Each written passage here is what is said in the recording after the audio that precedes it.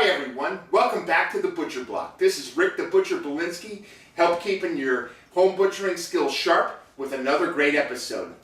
This week we're going to have one of a couple part series on the front quarter or the shoulder.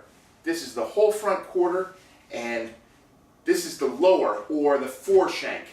At the bottom you'll see I cut it off at the bottom and I went ahead and I removed it from the shoulder blade or the paddle or the scapula, whatever you want to call it.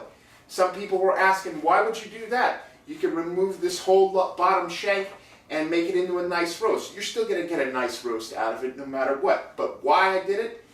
This part of meat will fit perfectly in a 1-gallon freezer bag. Or it also will fit great, you can cut it to fit in your 11-inch Weston vacuum sealer bag. It fits perfect. So, what you're going to need to do this, you won't see the butcher using his trusty fillet knife or deboning knife this week.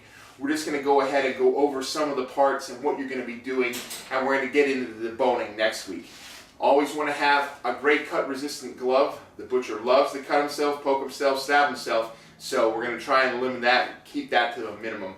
You're always going to see a set of paper towels and or disinfecting wipes, a great cutting board, and of course a great knife set. So let's get into it. We're going to name some of the parts. This would be the upper shank or the humerus, and you can see the head of the shoulder that would fit into the shoulder blade. These are all great cuts of meat. You can go ahead, take your knife, and I'll show you this more in detail next week. Go right around, go along the bone. This makes a great roast by itself.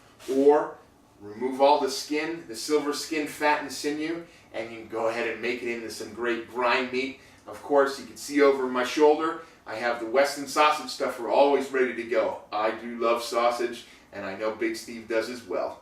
I have a couple of ideas that I want to bounce off the home cooking hunter.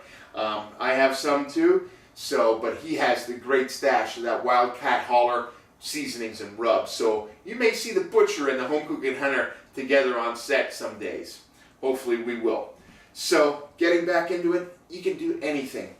Cut it into stew meat, cut it in for roast, cut it up for chunkin' chili. It makes some of the greatest chili in the world.